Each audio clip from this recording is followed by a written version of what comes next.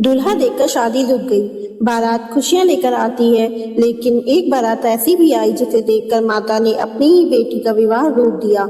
महादेव की बारात अब दक्ष के महल के द्वार पर पहुंच चुकी थी। आगे नंदी, पीछे भूत, प्रेत, पिशाच, योगी, सिद्ध, नाग और उनके बीच भस्म से ढके जटाधारी त्रिशूलधारी महादेव। ढोल बज रहे थे, डमरू गूंज रहा था, लेकिन महल के भीतर सन्नाटा फैल चुका था। महल की स्त्रियां झरोकों से बारात देखने लगी। जिसे देखती उसी को देखकर घबरा जाती।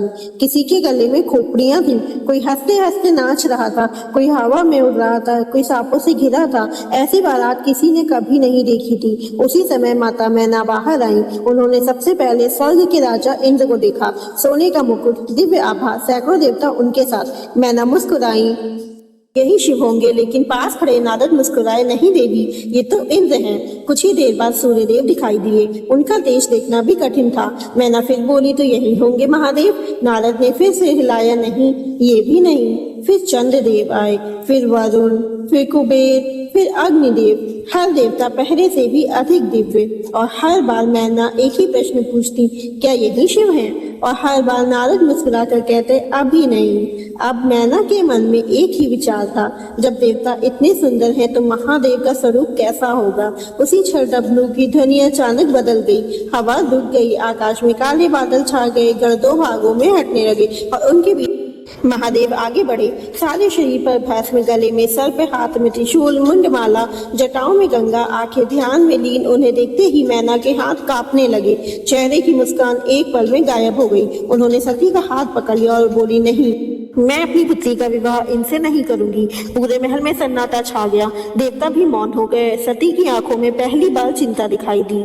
क्या इनकी तपस्या के बाद भी विवाह रुक जाएगा? नारद आगे बढ़े। उन्होंने कहा, देवी, आप जिस रूप को देख रही हैं वह संसार के मोह से परे है।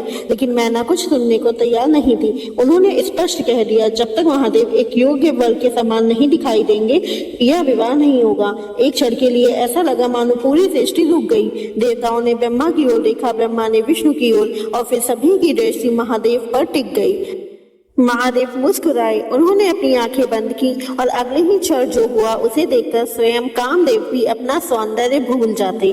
भस्म दिव्य चंदन में बदलने लगी। जटाएं सुव्यवस्थित मुकुट जैसी दिखने लगी। सर्प दिव्य आभूषणों जैसे चमक उठे और उनके शरीर से करोड़ों सूर्यों के समान तेज निकलने लगा। अब जो सामने खड़े थे उन्हें देखकर मैना की आंखों से आंसू बहने लगे। उन्होंने तुरंत महादेव के चरणों में सिर झुका दिया। लेकिन अभी विवाह शुरू नहीं हुआ था, क्योंकि शिव और सती के इस दिव्य मिलन में एक ऐसी रस्म बाकी थी जिसका साक्षी बनने स्वयं ब्रह्मा, विष्णु और समस्त देवता उपस्थित हुए। और वहीं एक ऐसी घटना हुई जिसका उल्लेख आज भी हर शिव विवाह में किया जाता है।